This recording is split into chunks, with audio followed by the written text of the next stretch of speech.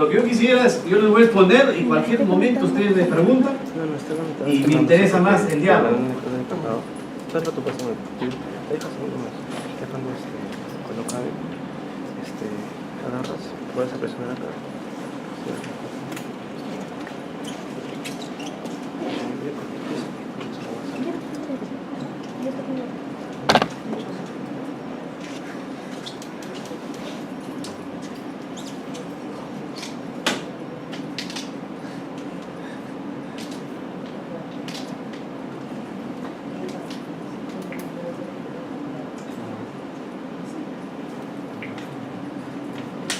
Bueno, ese es el temario que me han dado, yo voy a ir desarrollando.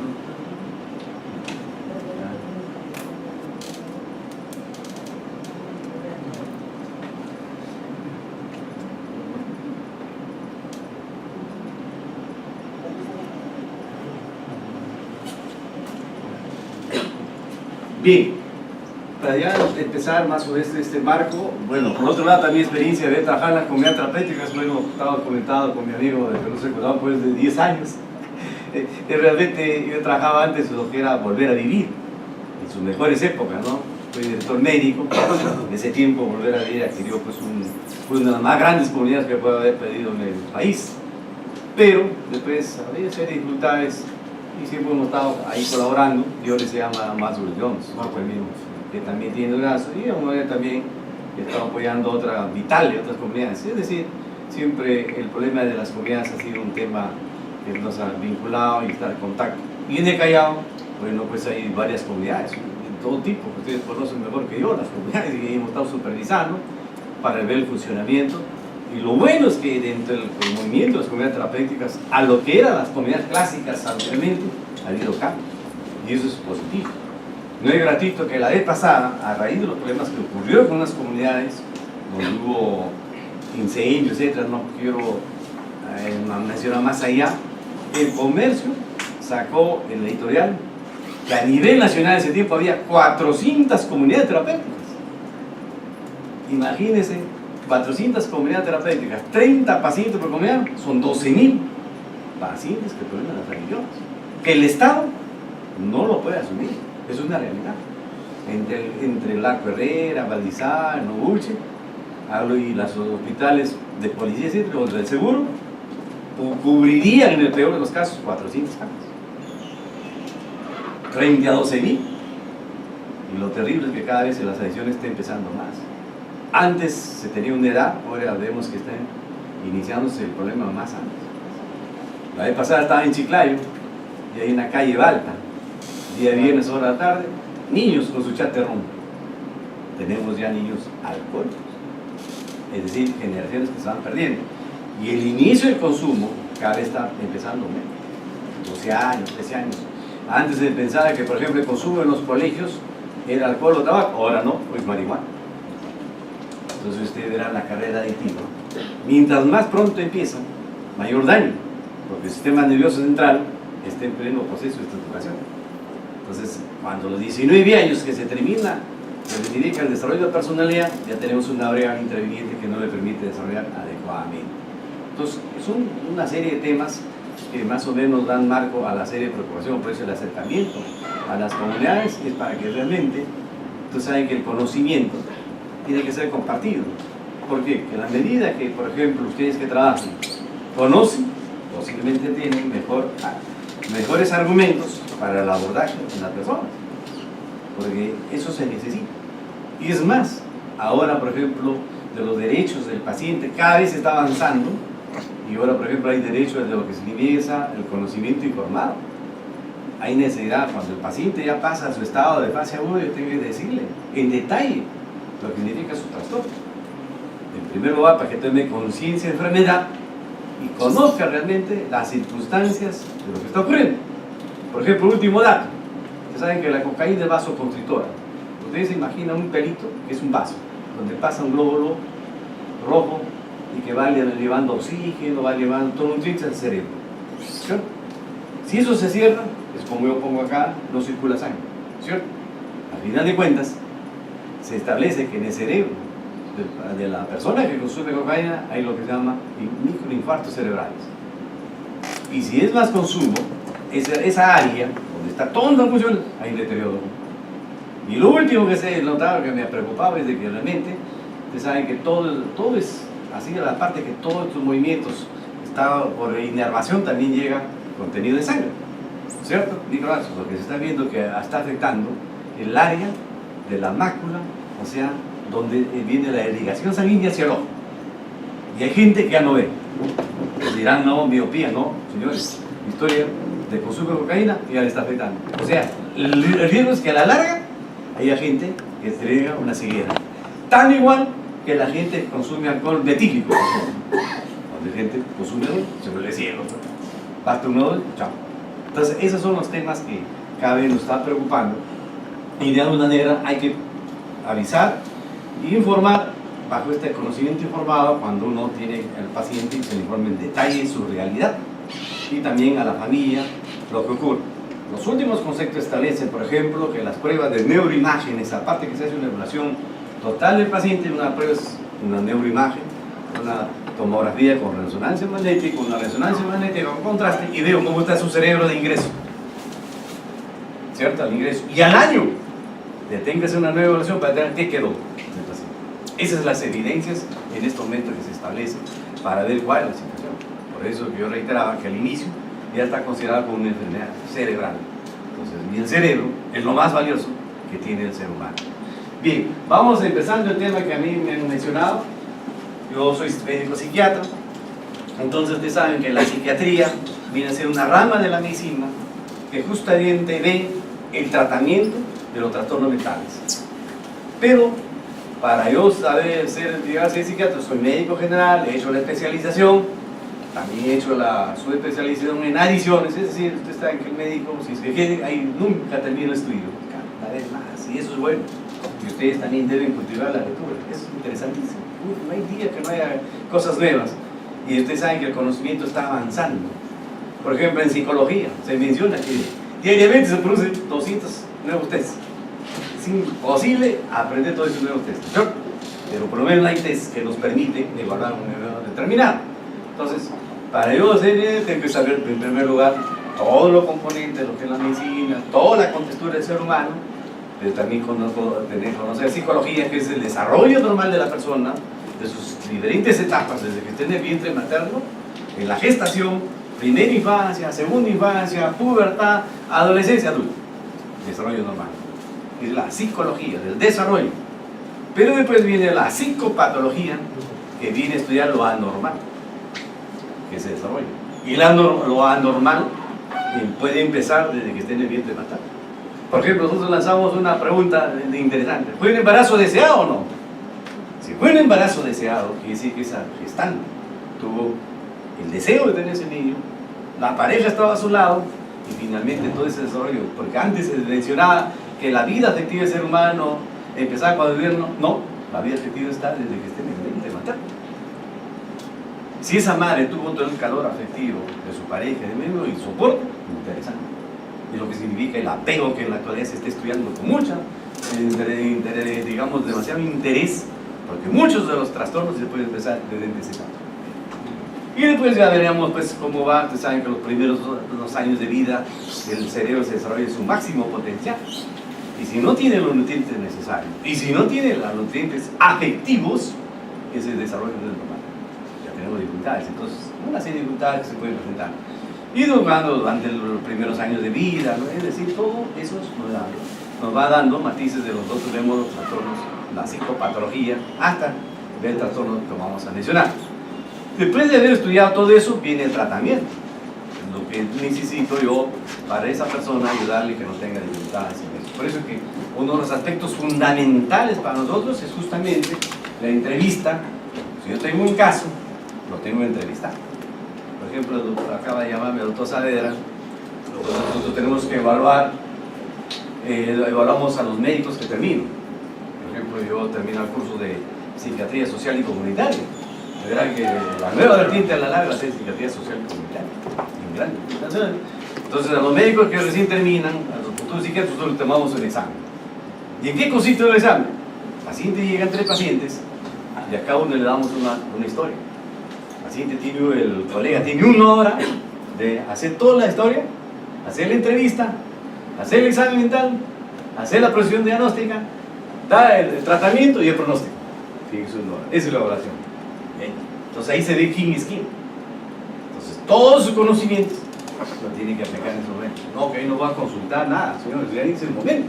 Ya después vendrán las consultas, pero en ese momento y tiene que sustentar su diagnóstico. Entonces ahí sí somos muy cuidadosos. Hay gente que jalada, al igual. Entonces, después de eso ya se va bien. Y aparte de eso, pues los exámenes permanentes que se tienen. Saben que en medicina las cosas bien estrictas. Los estudiantes de medicina, eso es un elemento que yo lo tomo ejemplo. Eso yo lo cito, por ejemplo, a las 8, a las 7:30 están esperando. Y el rendimiento es a full time. Porque hay competencia. Los mejores se quedan, nosotros no. Los mejores entran, por ejemplo, era el internado de medicina, que es altamente peleado. Ustedes saben cuántas universidades, y cada vez hay más universidades de medicina. Anoche se inauguraba la facultad de medicina de la Universidad de Piura. O sea, como decía este candidato Acuña, ahora hay facultad de medicina como cancha ya. Pero hay que tener cuidado, qué calidad. Por ejemplo, anoche me invitaron para estar en el de la Universidad de Piura. No he podido ir realmente, pero era interesante porque se busca el campo clínico. Mi hospital da el campo clínico. ¿Qué es el campo clínico? Donde va a hacer sus prácticas y tiene que ver, por ejemplo, los pacientes. Las últimas normas, por ejemplo, justamente ahí se hemos visto, por cada paciente tiene que haber 2 estudiantes. No, perdón, 5, por cada paciente 2 estudiantes, tiene que haber 4 o 5. Y encima, en la historia, para que vean, el aspecto ético. Ahora también hay, así como hay consentimiento informado, también hay consentimiento que si el paciente desea o no desea ser entrevistado. Y tiene que serlo. Ahora están muy sensibles los derechos humanos. Y uno en salud mental, los derechos humanos son mucho más sensibles. ¿Por qué? Porque la persona ha perdido muchas cosas y a veces sus decisiones no son las más adecuadas y uno tiene que velar por eso. Es mi paciente y yo soy responsable de lo que ocurre con mi paciente, entonces cuidado. Entonces, bajo ese marco, vayamos viendo la primera parte de este tema que es importante. La entrevista es la principal herramienta a la hora de llegar a la comprensión y conocimiento de la persona que precisa una intervención.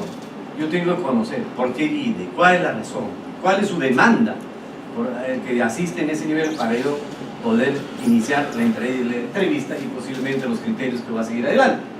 El éxito de la entrevista se influencia directamente con el grado de desarrollo de un sentimiento de comprensión mutua entre entrevistador y entrevistado. El entrevistador es el médico o un profesional o ustedes que en un momento reciben un paciente. Y el entrevistado es la persona que busca ayuda y en estos momentos le tiene que dar su espacio adecuado. Esto de la entrevista tiene un objetivo, no es una conversación. La diferencia entre una conversación y entrevista es que yo puedo conversar, puedo hablar de fútbol, puedo hablar de política, es decir, no tiene sentido. Pero una entrevista sí tiene sentido. Yo tengo que llegar a un objetivo y yo tengo que manejar la entrevista y al final yo lo viento. Porque hay que tener cuidado, y eso ocurre en las adiciones, se menciona. La adición puede ser de entrevistador, paso a ser entrevistado. Y ahí viene la manipulación. Y gente muy manipulada, ¿no? Yo he visto que a veces a unas psicólogas en general han caído en ese nivel. Entonces, la situación de claridad se da en la medida en cuál es mi objetivo de entrevista. Porque si yo caigo en otro nivel, y siempre hay el espacio de mutuo respeto. Yo respeto a mi paciente y mi paciente de mí. Sin embargo, a veces cuando el paciente está agitado o entre medios, no lo respeta, nos insulta, nos quiere agredir, incluso. Hay pacientes, lógicamente yo tampoco me puedo defender, pero no puedo llegar a pelear con el paciente, porque es su estado, ¿no? Después cuando le pasa su estado, el paciente viene y le pide disculpas. Yo recuerdo, les voy a poner una vez, yo recuerdo un paciente que venía del oriente, y en la puerta del hospital gritaba, ¡sáqueme la culebra! Y sáqueme, y gritaba, la culebra, entonces hasta se rompió el pantalón. Era un paciente que tenía alucinosis alcohólica. Y después de un tiempo, ya cuando estaba ahí, se dio cuenta. Y los demás le decían, oye, ¿y te acuerdas que te gritabas de sáqueme la culebra? Ah, doctor, por favor, ya no diga eso, es un mal momento. Pero eso yo. Entonces, a esos estados, ¿sí? O si no, cuando aparece un paciente con esos bates de béisbol, ¿no? Viene así, es terrible. Entonces, como lógicamente en mi hospital es una emergencia, y el personal sabe cómo hacerlo para que no agreda nada. Porque el problema de una emergencia, entre una emergencia médica y una emergencia de psiquiatría, es que la emergencia médica corre en peligro la salud del paciente, la vida. Pero una emergencia psiquiátrica no, puede correr la vida de él o de la persona que está en salud. Entonces el cuidado en ese nivel, y lógicamente, muchos, por ejemplo, cuando llega los estudiantes, uno le dice, la entrevista, ahí está, tiene que ser 1 metro de distancia. ¿Por qué? Porque es el espacio vital. Todos tenemos un espacio vital que me permite movilizar. El espacio vital ha sido estudiado, lo que es el espacio vital entre amigos, enamorados, novios y casados. Pero a veces uno invade el espacio vital y que genera rechazo. Pero si esta persona tiene un componente paranoide, la situación es terrible, por eso es el espacio. Porque en un momento puede tener un acto impulsivo y lo puede agredir en esas circunstancias. Entonces, todo el personal que va a estudiar siempre es orientado en ese nivel y tenga cuidado. Y el personal que estudia tiene que estar acompañado por su tutor o monitor que las permite. Entonces, la función principal del entrevistador es escuchar y comprender con el objetivo de ayudar. Nuestro objetivo es ayudar. Toda la información que yo tengo, ¿verdad? Y los datos son, por ejemplo, pues de caso, en psiquiatría, en el aspecto ético, una de las líneas que se da al estudiante de medicinas son 3 líneas: aspecto ético, investigación y los otros aspectos de formación profesional. El aspecto ético es la aplicación práctica que yo lo doy en el momento, el acto médico, el acto que tenemos. Y eso tiene que ser bien confidencial. Tiene que tener toda la reserva del caso para garantizar la información. Yo tengo todos los datos y la historia clínica, por si acaso un documento médico-jurídico, por ejemplo. Médico, su utilización momento y jurídico no hay problemas. Yo no puedo revelar ese es su diagnóstico si es que no hay, por ejemplo, un mandato judicial o algo por el estilo. Sí lo puedo revelar cuando noto que esa persona está sumamente agresiva y tiene sus ideas delusivas, que escucha voces, alucinaciones al día que le dice que mate a su suegra, por decirlo. Entonces yo tengo que avisarle, o si no, al paciente mental. Por el caso de una paciente que tiene la ideación fuertemente querer quitarse la vida. Entonces, en ese caso tiene que darle protección. Porque si yo no lo revelo, al día siguiente esa persona, lógicamente, todo paciente que idea su intención, lo tengo internado. Porque al final de cuentas, si no lo interno, al salir o después de 2 horas se mata y queda el sentimiento de culpa. Entonces, todas esas cosas, tener cuidado en ese momento. Una buena relación es un primer paso indispensable para conseguir un eficaz tratamiento tanto psicoterapéutico como farmacológico. Para nosotros es fundamental la primera entrevista. Es el punto de partida cómo va a ir la relación con mi paciente, con la persona. Si es una relación armoniosa, de respeto, de consideración, la cosa va por buen camino. Porque si no, yo tengo dificultades. Lógicamente hay pacientes que me dan cólera. Ese nivel de cólera no, yo lo tengo que controlar. Y antes que me olvide, el terapeuta no es fiscal.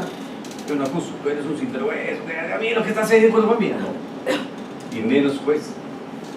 El fiscal acusa y el juez sentencia. Nosotros, es nuestro criterio y ayudar.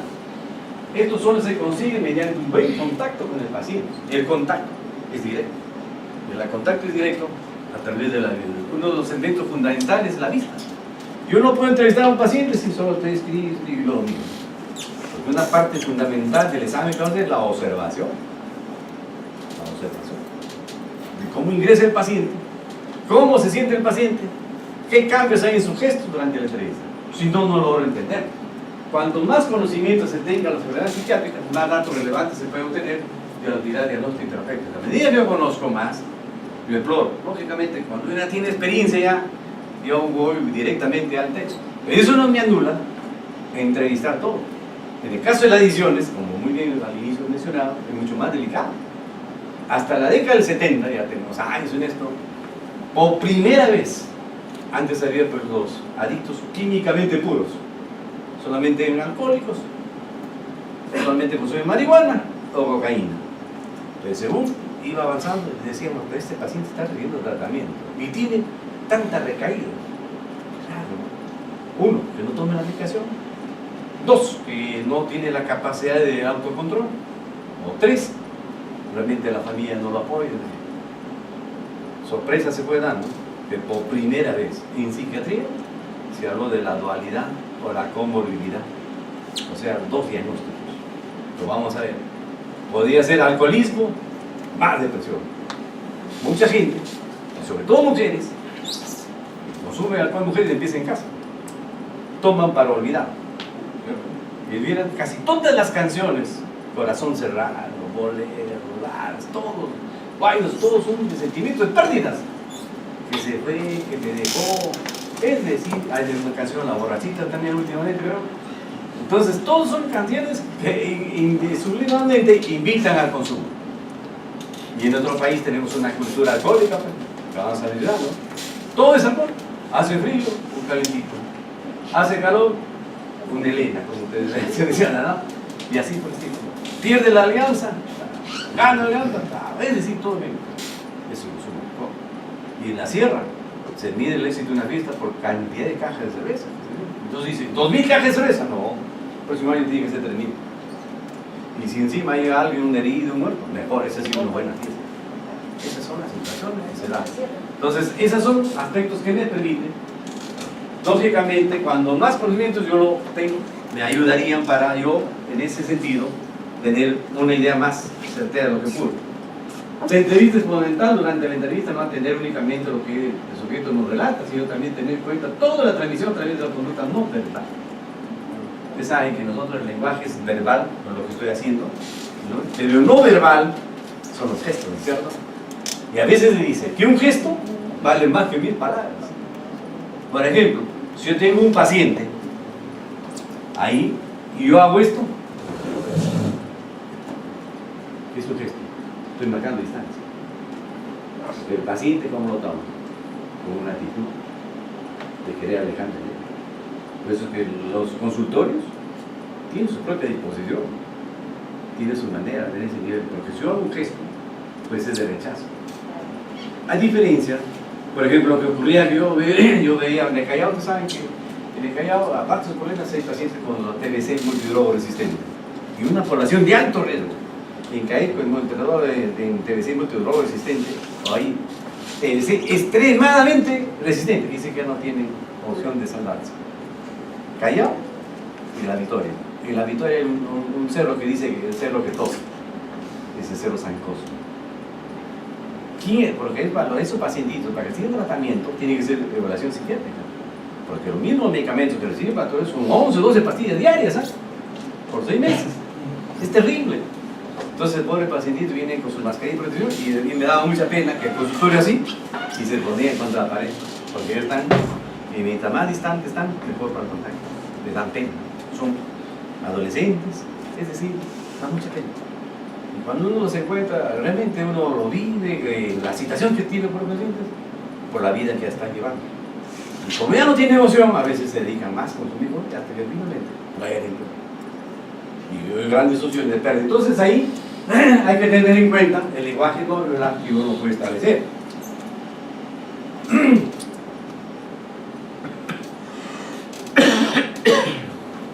Los principales objetivos de la entrevista psiquiátrica son obtener información sobre el procedimiento del paciente, que es lo que lo motiva a traer en esos momentos. Yo hago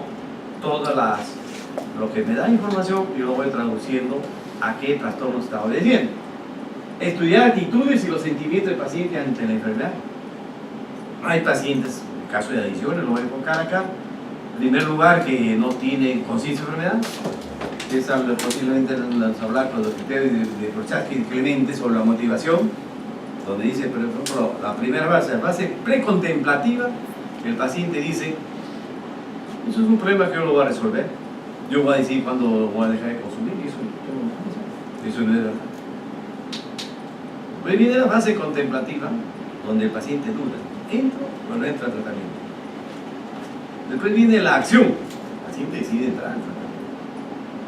Después de la acción viene la permanencia, y ya el paciente, como usted en el lenguaje se dice, ya agarró pista. Sin embargo, hay pacientes que están en esa etapa y regresan a la primera etapa. Es decir, trabajar con adicciones a veces es un poco frustrante, pero porque uno ha avanzado tan y notamos que a los 3 meses, pues, bueno, entonces uno tiene que seguir hasta que el paciente se siente bien. ¿Que hay pacientes que se han rehabilitado? Sí. ¿Que han logrado su objetivo? Sí, eso es una realidad. Eso es en la medida que va tomando conciencia plena de su trabajo. Observar la conducta normal del paciente que nos amplía la información sobre él y la naturaleza de los problemas.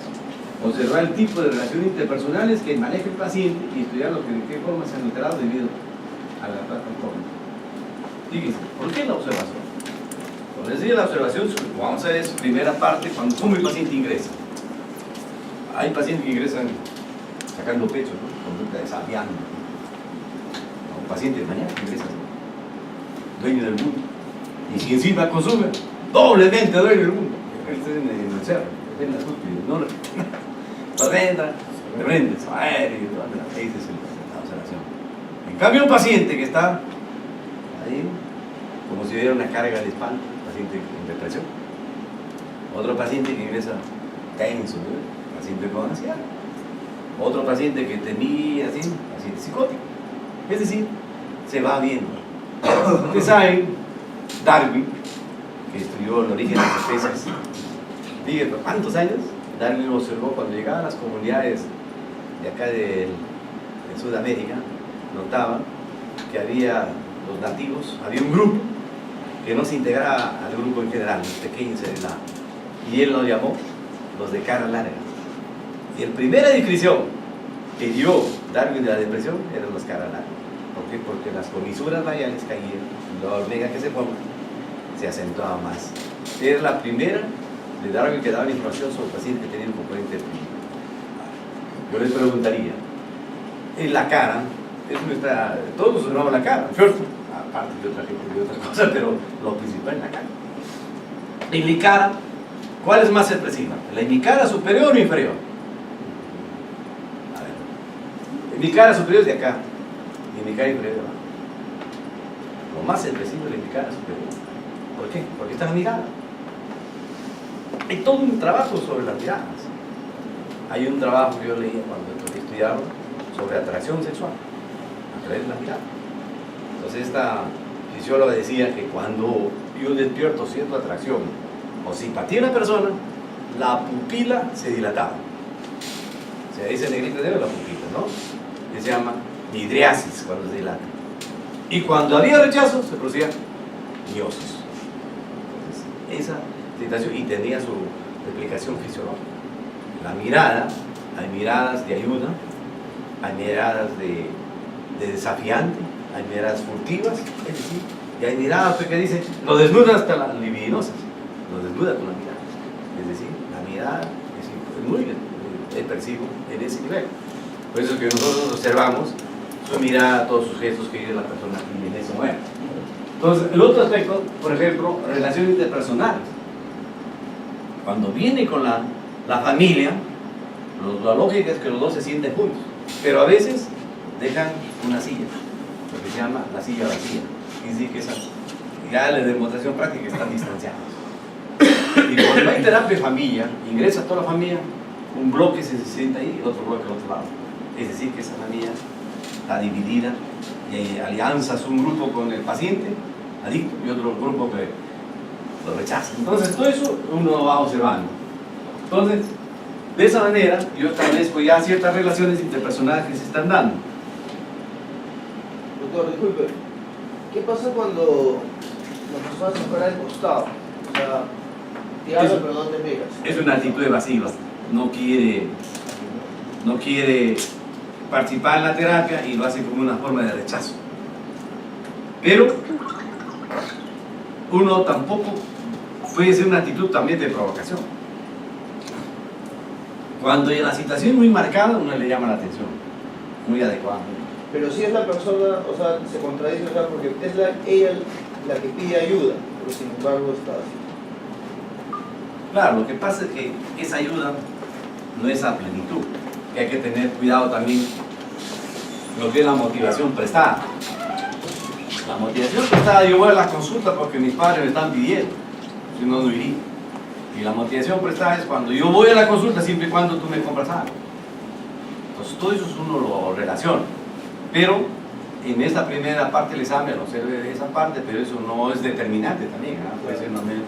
Puede ser también tener cuidado. Por ejemplo, yo me acuerdo cuando estudiaba neurología, un pacientito ingresó a la consulta Entonces, el neurólogo, los profesores antiguos eran bien duros. Le enseñó una señora y ingresó así. Entonces, así como ustedes están en grupos, el neurólogo, así de directo. Le preguntaba, ¿qué problema tiene la señora? Pues todo el mundo opinaba si tenía una contractura muscular o tenía una situación de compresión del plexo braquial, que es el que determina. Entonces todo el mundo. Y al final, el profesor pues, se enojaba, pues no soltaba, ¿no? Entonces al final le pregunta a la señora, señora, ¿qué es lo que tiene? La señora tenía un paquetito abajo, por eso que no podía soltar. No tenía muchas cosas, por eso que tener cuidado. La observación es parte, porque también, si yo tengo un problema, que tiene un problema en la columna, ¿cierto? Entonces la persona, al momento de sentarse, se siente cómodo. Por ejemplo, antes que me olvide, ahora se está viendo muchos problemas en la columna. Por ejemplo, talla, si tú mides 1,60 m, peso de 60 kilos. Si tú mides 1,60 m, tienes 65, tienes que ir más peso. Y la columna está preparada para soportar un determinado peso, es la fisiología. Y si sigues con aumentando el peso, ya tienes problemas cardiovasculares o tienes problemas de lumbar, que es dolorcito. Entonces también hay que tener cuidado. Puede ser un problema de color, algo, a una situación que se siente más cómodo. Por eso que el examen es completo. Al final, yo puedo ir determinando qué es lo que está ocurriendo. Aspectos a valorar, explorar, motivo de la consulta. Es importante detectar motivos de la consulta, que cada vez se va dando. Entonces, ese es el campo que yo me dedico más. Nosotros lo consideramos dentro de la enfermedad actual, todo lo relacionado. En el caso de las adicciones, por ejemplo, una pregunta, tiempo de consumo, ¿con qué droga empezó? La frecuencia del consumo, si consumía solo o acompañado, si tuvo problemas familiares, si tuvo problemas laborales o problemas académicos, todo lo voy estructurando, de tal manera que tengo todos los términos que le suceden. Valorar en este momento la respuesta emocional del paciente, valorar sus problemas también. Porque ustedes saben que el ser humano es afecto, pensamiento y conducta. Se moviliza. Supongamos que durante la entrevista llegue un momento a presentar cierta labilidad emocional, se sensibiliza un tema de su parte de su vida, entonces algo que le afecta. Entonces hay que tener cuidado y eso lo voy explicando. La entrevista tampoco no busca que el paciente llore, sino que en un momento dado, es lo que se llama la abreación, significa que el paciente se habla de todo su... Hay gente que nunca tuvo la oportunidad de conversar. Ustedes saben que la primera entrevista tiene que ser 45 minutos. El paciente habla, a veces dicen que el psiquiatra le pagan solamente por escuchar. Es verdad. A veces hay gente que dice, doctor, nadie me escuchaba como usted. Y de repente, yo le da alineamiento.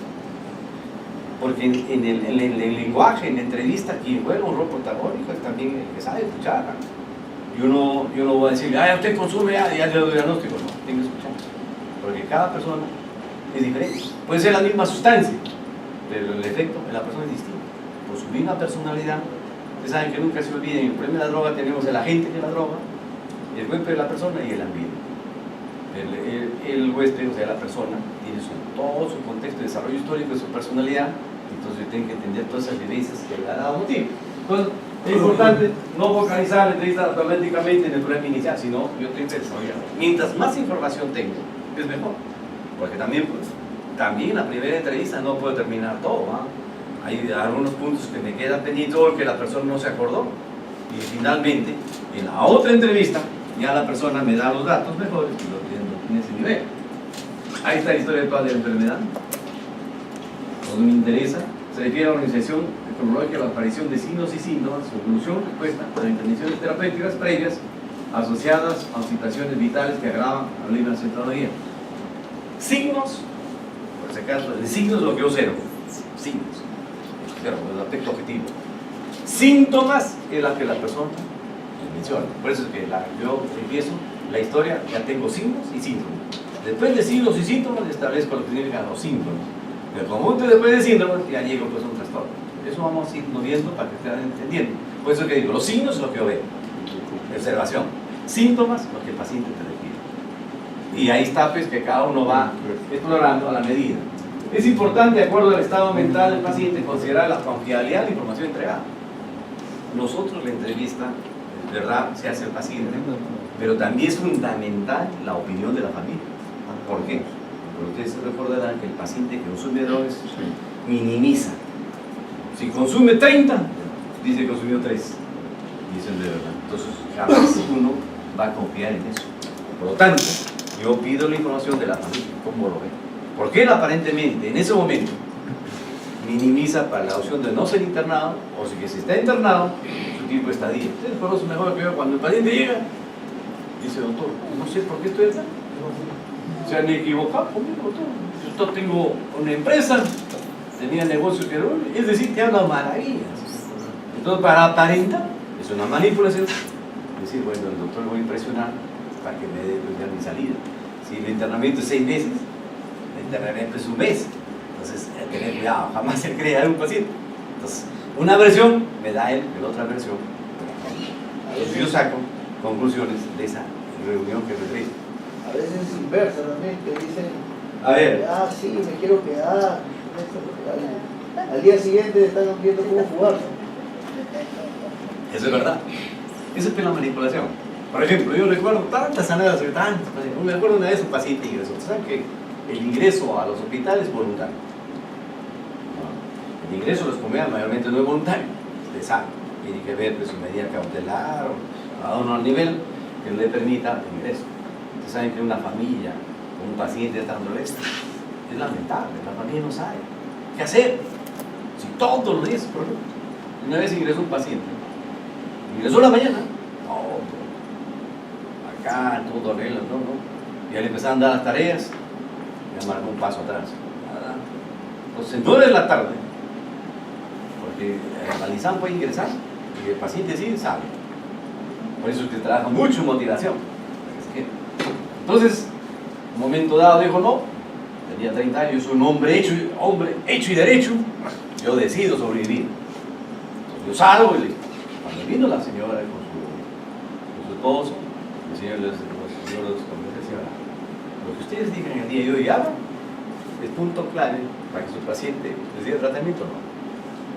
En el momento ya todas sus cosas, esa pobre la familia que lleva todo el equipaje, ¿no? La mañana y en la tarde otra vez está el equipaje. Y me domina el día y dice, va a ser lo siguiente. A mí él dice, va, ustedes, en el momento que él va a querer subir al carro, ustedes le den 2 soles a su pasaje. Ya no le permitan que suba al carro. Que la señora lloraba, ¿cómo haces mi hijo? No, señora, si no es eso, es bien difícil, ¿verdad? Tiene que ponerse un poquito para... Y avisen a sus hermanos que no tienen ingreso a la casa. Entonces, cuando ya estaba por subir al carro, todo listo, toma para tu pasaje. No, el carro no. Que si tú eres un hombre hecho y derecho que decide sobre tu vida, y sobre el hombre, que se trata, no subió el carro. Ya, bueno, todavía es rebelde. Se fue a la casa de sus amigos. Los amigos lo pueden tener un tiempito, pero después ya. Chao. Entonces, yo digo, ¿a casa? No, que quería ropa, todo. Toma tu ropa. Quiero comer. Por ahora te vamos a dar tu tapa. Después ya no vengas a molestar. Entonces, para una manipulación, dame un cuchillo. Mira. Si quieres conseguir un arma, anda contra. Es tu responsabilidad. Acá no vas a sacar ninguna arma. No, dame un cuchillo, no vas a sacar nada. No vas a sacar nada. No entras. Los hermanos cerraron. Entonces estuvo 2 días así. Al tercer día, como dice la religión, resucitó. Al tercer día, calladito, regresó nuevamente. El hombre hecho y derecho regresó y recibió todo su tratamiento. Y al final terminó bien. Es decir, la actitud de la familia frente a esa situación es importante. Y uno tiene que conocer. Ahora, las manipulaciones son distintas. Hay gente pues, que llega, es una bala, tiene que hacer todo el mismo día para ganar tiempo. Pero cuando el programa está bien estructurado, no hay dificultades. Oye, usted está en su programa, no ha cumplido, regresa a los objetivos en ese nivel. Por eso hay que tener cuidado. Por eso acá la confiabilidad no solamente de información, sino de sus gestos que hagan en esos momentos. Porque al final de cuentas, como no tiene conciencia de enfermedad, no sabe los problemas, ustedes saben que uno de los puntos centrales para iniciar tratamiento es conciencia de enfermedad. ¿Qué es la conciencia? La conciencia es darle cuenta. Lo que, por ejemplo, en este caso, de su problema no se da cuenta. Los 6 problemas que tiene. Entonces, cuando empieza a tener, no tiene posible enfermedad, después puede tener, después de un tiempo, tiene conciencia parcial de enfermedad, después ya tiene conciencia plena de enfermedad. Una persona que está rehabilitada tiene conciencia plena de enfermedad. ya sabe los factores que ustedes conocerán, factores de protección, los factores de riesgo, y sabe conducirse. Ese trabajo también demanda dedicación, tiempo y esfuerzo. Pero también demanda que la propia persona empiece a cambiar.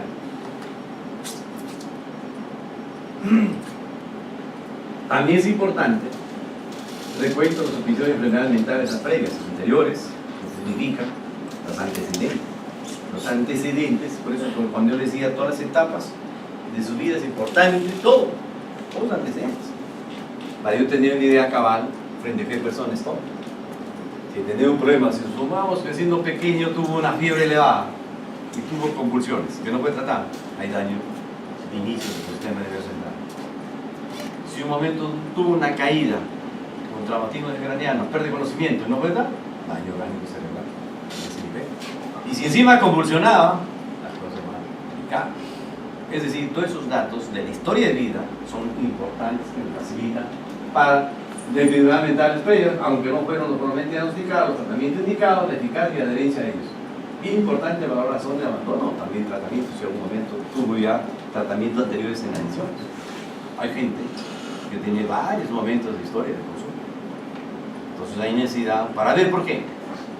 Si una persona recibió un tratamiento y volvió a recaer, volvió a recibir tratamiento, volvió a recaer, y en la recaída son 3 factores. 1, el factor de caída del mismo paciente. 2, de la familia. 3, del sistema, o sea, de nosotros, que capaz lo manejamos bien, adecuadamente el abordaje. Porque hay que reconocer que a veces puede tener ciertas situaciones que no las manejemos. Por eso es que la discusión es lo bonito en las comunidades terapéuticas, son las reuniones de equipo terapéutico, donde se analiza cada caso y cada uno da su opinión. Entonces ahí se llega a un acuerdo que hacemos con esa persona. Pero lógicamente dentro de un marco de referencia adecuada a toda la información que se dé es en beneficio del paciente. Otra pregunta. Yo trabajo en comunidad terapéutica, ¿no? Se dan los casos de que hay pacientes de que están internados, como tienen un tratamiento determinado, un tiempo prudencial dentro del tratamiento, pero salen, ¿no? La institución, hay profesionales, ¿no? Que viene la información correspondiente. Sales, nuevamente recaes, te vuelven a internar. Nuevamente te quedas otro tiempo determinado, ¿no? Sales y nuevamente vuelves a internarte. Eso sería ya un problema psiquiátrico. Claro, es un problema. Psiquiátrico, se puede decir. Claro, puede ser. Por eso es importante. Por ejemplo, yo hablé de los factores de caída. Por ejemplo, el paciente. Por decir, vamos a leer un momento, prenda dual. ¿Cierto? Es un factor de caída. El otro, que realmente la verdad situación que a veces cuando ya egresa, no tiene lo que se llama un programa de actividades de la vida diaria saturado. Ustedes saben que uno de los factores de caída es no hacer nada. Eso es bueno. Por eso ese dicho popular, la ociosidad es madre de todos los vicios, es una realidad. Evidente, aunque parezca mentira, como no tiene que ser, una llamada. Pero sí, por eso nosotros, por ejemplo, la atención, que es la primera parte del examen mental, la atención quiere decir que yo estoy atento. Y la atención tiene 2 niveles, el campo de atención y el foco de atención. Campo de atención, si no hago nada, está libre, me viene idea, recuerdo. Foco de atención, la ocupación. Por eso es que la gente dice, doctor, no tengo tiempo para pensar, esa persona está bien, está saturada. Y hasta sus sueños fisiológicamente recuperados.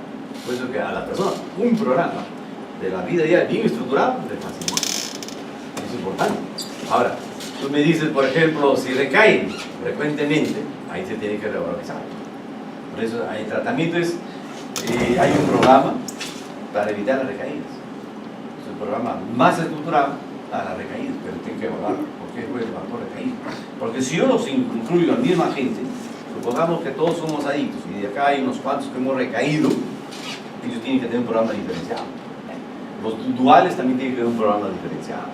No es lo mismo, ese es el error de las comunidades, que a todos se les da el trato igual, y no es así, se tiene que diferenciar, porque a eso se generan dificultades. Por ejemplo, la vez pasada hubo una reunión de vida.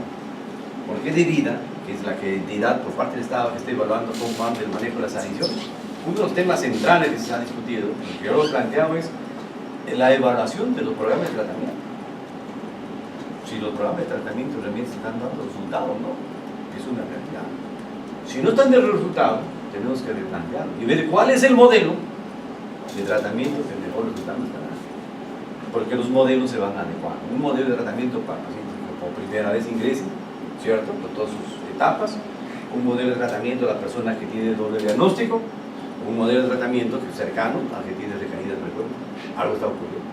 Y el modelo también no excluir, al contrario, incluir con mayor fuerza a la familia. Porque la familia juega un rol protagónico. La familia, si trabaja bien, es coterapeuta, nos ayuda bastante. Hay familiares excelentes y a veces que conocen bastante y están pendientes. Mire, y no solamente, la vez pasada estuve una mesa redonda sobre el síndrome de Down. Entonces yo había leído todo. Yo he visto algunos casitos, pero no tanto. Y al costado estaba una señora, yo pensaba que era psicóloga, ¿no? Y la señora le dijo, usted tenía su institución, ¿usted qué rama de la salud tiene? No, dijo el señor, yo soy madre de familia. Si no, que tengo un hijo con síndrome de Down. Y la señora estudió tanto que conoce y tiene su institución de síndrome de Down. Excelente, ¿no, señor? Para que vean cómo es la motivación de los familiares. Pero en este caso una motivación de ayuda, de control. Hay gente que te conoce. Ya hay familiares que le dicen, no, tú no me vengas con cuentos, tú algo tienes. No, que no. A ver, ven para acá. ¿Dónde está? No. A ver, por favor. No, tú estés con chico, estás tomando mi cosa.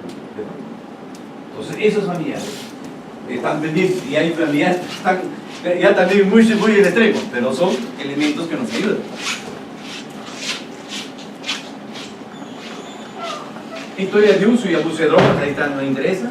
En la historia actual y pasada de uso de sustancias psicoactivas legales o ilegales. Hay que considerar cantidad de uso, últimas dosis, vía de administración, patrón de uso, consecuencias de uso, asociación con psicopatología, síntomas de tolerancia y dependencia. Todo eso. Algo que acá que me interesa es estudiar. Al final, ese término de sustancias legales e ilegales se da con la connotación, pero al final de cuentas son sustancias psicoactivas. Legales, el alcohol, 6 dio daños. Tal CICAR, que el cuerpo médico le decía al inicio, el colegio médico va a hacer un curso sobre alcoholismo, no va a ser el 9 y 10 de julio, va a ser a toda ese curso, con toda la gente que trabaja en medicina sobre alcohol. ¿Por qué? Porque es un serio problema el alcohol en ese nivel. Esa es, por ejemplo, sustancia legal. Otra sustancia legal, el tabaco. Y el tabaco es una sustancia que grandes estragos, desde el cáncer, ¿cierto?, hasta problemas respiratorios, y baja de funciones intelectuales superiores. Y hablamos también de otras drogas que también están establecidas, que las drogas no convencionales. Las convencionales son todo lo que quiero. Las no convencionales están la ludopatía, ¿cierto? Adictos a la compra. Yo tengo una paciente que se compra, tendrá en su casa 100 carteras. Todos sus platitos carteras. Adicta a la compra. Y carteras de todo tipo y de todo color. Y está endeudada. Le digo, ¿cartera qué sabe? Usted sabe que el comercio sacó una 20 carteras, ¿no? Todo lo tiene. Entonces, el trabajo en eso. Entonces, las no convencionales también tener en cuenta. En esas situaciones que hay que ver. Hay también adictos al trabajo. Hay gente que todo lo ve trabajo. O sea, los sistemas. Y otra que me olvidaba ahora, pues los problemas de conducta alimentaria. La ortorexia es un trastorno que está apareciendo en nuestra edad. Es aquella persona que ve el problema de la dieta. Yo tengo un paciente que 3 horas diarias se dedica a preparar su dieta. 3 horas diarias. La vigoresia, esa gente lo debe pasar a su propio padre. Me ha llevado todos los frascos. En mi consultorio tengo 20 frascos de que este muchacho tomaba. Donde ese componente, la taurina, que está en el Rebul, también que depende. La cafeína, todo eso. Entonces, su papá me llevaba testito y le decomisaba. Entonces, que el hombre quiere sacar todo. Digo, ¿tú vas a ser físico-culturista o vas a estudiar ingeniería? No, ingeniería. Entonces, una actividad deportiva sana. Medio nombre sano. Y si eso no, también afecta. Ustedes saben que a veces en los gimnasios hay gimnasios. Antes dicen, pues yo no quiero comer. Entonces, ¿qué le dan? Cápsulas. ¿Y qué tenía? Anfetamina. Que ya no se usaba. Las anfetaminas en la década de 70 se utilizaba yo para, si no he estudiado durante todo el semestre, que estudiar víspera y día, ¿no es cierto? Donde amanecía, pero rendimiento no. Entonces, ¿qué pasa? Las anfetaminas son estimulantes. Y hay pues una psicosis por anfetamina, es parecida a la esquizofrenia. Entonces, eso es, por ejemplo, otro tipo que hay que tener cuidado. Por eso que en las adicciones hay que preguntar. Y antes que me olvide, también los productos legales, la benzodiazepinas, el alprazolam, el clonazepam, son indicados, pero un tiempo prudencial. Porque a la larga, con una pastillita, ahora en las carteras muchas chicas, aparte que la cartera de una chica, cuántas cosas llevan, pero hoy últimamente llevan también una pastillita de alprazolam. Tiene problema con el chico, el enamorado, alprazolam, tranquilo. Otro problema, otra alprazolam. Hasta que mirando le calmo 2, yo he visto una paciente, 40 alprazolam diarios. Imagínense. Y al final, las benzodiazepinas producen que trastorno de la memoria. La demencia precoz, hay gente que ya se olvida las cosas, siendo joven hoy, ¿no se acuerda de ¿culpa de qué? De las benzodiazepinas. Entonces, cuidado con eso, hay que tener no solamente la sustancia ingerida, sino hay que preguntar otras cosas. Avancemos. Se debe revisar hitos relevantes de la biografía de relación a crisis normativas, eventos de la vida, importantes en la vida de las personas. Eventos. Todos hemos tenido eventos agradables y eventos desagradables. Por ejemplo, la fiesta de 15 años para una chica es evento trascendental, que a veces ocurre que el día de su 15 años no viene el papá, y con quién tiene que bailar el vals. Y esa señora, esa niña se siente eventos positivos. Y uno hace recuento, a ver, cuenta, mi hija, los eventos alegres de tu vida y eventos tristes de tu vida. Yo siempre pregunto, en el momento de la entrevista al final, ¿cómo te sientes tú? ¿Feliz o infeliz en la actualidad? Muchas veces infeliz. En tu adolescencia, ¿feliz o infeliz? Infeliz. Y en tu niñez, infeliz. Toda su vida de infelicidad. Entonces, son aspectos emotivos, tanto en hombre como en mujer, lógicamente por muchas razones, perder sus padres, qué sé yo. Por ejemplo, el divorcio, antes que me olvide, el divorcio genera estragos. Entonces, ¿qué nos interesa a nosotros? Que no se separen, lo posible, pero ya cuando se separan, hoy estamos aplicando lo que significa, dejan de ser esposos, pero padres, viven bajo el mismo techo. ¿Por qué? Porque es importante la figura paterna y la figura materna. Después de mucho tiempo, nuevamente se reconcilian, ¿no? Entonces uno ya va nueva para el divorcio. De acuerdo a la edad, los más afectados, lógicamente, son los niños. Y ustedes han visto niños que tratan que sus padres se unan. Ven a un niño que trata que su papá le coja la mano a su mamá. Triste. Entonces, no sabe. Y a veces el niño se genera un sentimiento de culpa, como si fuese el culpable de que su padre se levante. Entonces se deprime. La depresión, por si acaso, no es que solamente los adultos, niños deprimidos, adolescentes deprimidos. Y ese riesgo de esa población cae en esta situación de consumo. Como va a evadir la realidad que vive, debe necesitar. Entonces, todo eso en la historia, por ejemplo, escolar. Ahora, la historia escolar es importante. Ahora, con el bullying, hay dos términos: el acoso y la violencia escolar. Interesantísimo.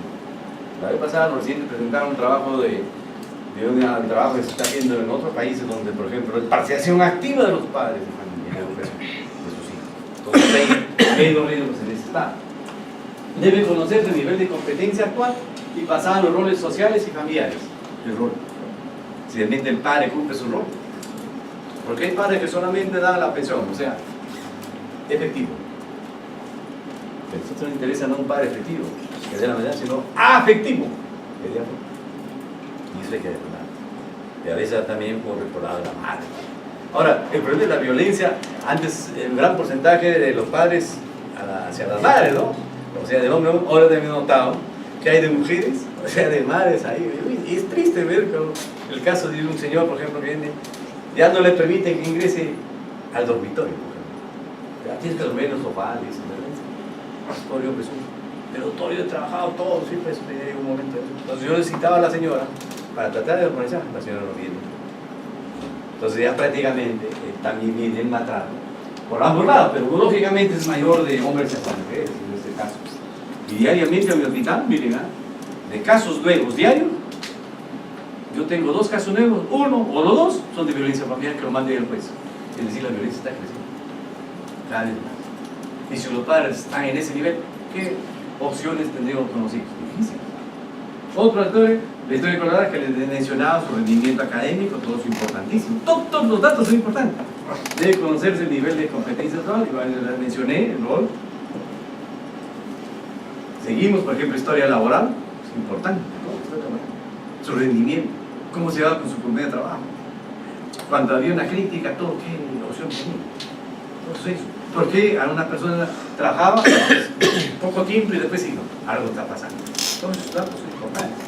Capaz no se controlaba su emoción, no aceptaba el nivel de autoridad, etc. Todo eso es importante que se te da. Acá viene la historia familiar, que es importante, que es recopilar la información disponible sobre problemas médicos y psiquiátricos de familiares cercanos, particularmente que incluyen la dinámica familiar, deben preguntarse por enfermedad del ánimo, psicosis, abuso de drogas, suicidio y abuso de drogas. ¿Por qué? La historia familiar, siempre yo pregunto, línea materna, si había un antecedente de una persona, puede ser la madre, abuela, todo, que hayan tenido un trastorno mental o otro trastorno físico. Por ejemplo, la diabetes, se menciona que hay una carga genética en la diabetes. En el alcoholismo, también se está demostrando que hay carga genética. Y lo último, en la cocaína. Ya es un problema serio, que también se está viendo carga genética en ese nivel. Todos los antecedentes, la línea paterna y materna me interesa. Todo. De esa manera yo tengo una datos. Por ejemplo, si la esquizofrenia, que la tiene el 1% de la población, hay carga genética. Yo recuerdo el caso de una familia que todos tienen esquizofrenia. 4 hombres y una mujer. No lo mencioné, era de un poeta famoso, nuestro peruano. La hija, que era la hermana, que era la única persona, yo le pregunté, señorita, ¿y usted por qué no se ha casado? Mira, doctor, yo me he casado si tengo 4 hermanos que tienen esquizofrenia, si yo me caso y le digo que mis hijos saben esquizofrenia, buena posición, había riesgo. Entonces, hay familias que tienen, todos tienen trastornos esquizofrénicos, tan igual que otros tienen cuadros. Por ejemplo, fobia social. Si los padres no participan en eventos sociales, que no van, los hijos tenían prensa conducta. Por modelaje tampoco van. Entonces, antes de tu papá participa en eventos sociales, no va. ¿Y tú? Tampoco. Y la fobia social es una limitante, porque tienen temor a exponer, porque tienen temor a hacer ridículo. Y he visto estudiantes que todos los cursos, excelentes estudiantes, pero el curso donde tenía que exponer, lo dejaban. Hasta que al final tiene que aprobar, porque si no pasa. Los tratamientos. Y por eso tratamiento. Entonces todo esto es importante. Por ejemplo, el ánimo, trastornos depresivos, trastornos maníacos, también hay. Psicosis, suicidio, abuso de drogas también es importante y determinante en la propia medida. Por ejemplo, el examen físico es obligatorio. O sea, por ejemplo, cuando un paciente llega, yo lo tengo que examinar. No vaya a ser que ese paciente tenga una herida. Como usted sabe que consume drogas, no tiene las condiciones de cuidado. Usted sabe que el consumo de marihuana es una droga estimulante, no tengo objeción de comer. Y hay gente que no come. Y una fuente de energía que nosotros tenemos es la alimentación. Y al final concluye todo siendo convirtiendo en glucosa, que es una fuente de energía. Pero si uno come, mi mecanismo de defensa baja. Por eso que esta población tiene muchos factores de riesgo, por ejemplo, la TBC, el HIV, enfermedades infectos contagiosos de transmisión sexual, porque se vincula mucho sexo y drogas. Entonces nos interesa un examen detallado en ese nivel frente a este paciente que por ejemplo yo no puedo tener alguna dificultad con ese paciente, por ejemplo, si ha sido golpeado y tiene una fractura o una luxación a una parte de su sistema óseo. Entonces tiene que ver. Entonces el sistema físico es igual. ¿Qué pasa si esa persona estaba consumiendo y sufrió un golpe, un traumatismo cerebrovascular? Por eso las adicciones cada vez es más complicado. Yo puedo tener un accidente, pero yo no consumo nada. Frente a otra persona que está a mi costado y es alcohólico, ¿quién cree que se recupera más pronto? El que no consume. Y del otro no. Más daño. Porque su sistema, ustedes saben que el alcohol se fija en tejido graso. Y gran parte de nuestro cerebro es sustancia grasa. Se fija ahí. Por eso es que las mujeres consumen más rápido, se embriagan que los varones. Se les demora más rápido. Porque tienen más componente graso en su tejido. Entonces, esos temas importantes. Para evaluar, compartir los síntomas psiquiátricos y sus posibles causas, determinar la necesidad de cuidados médicos generales.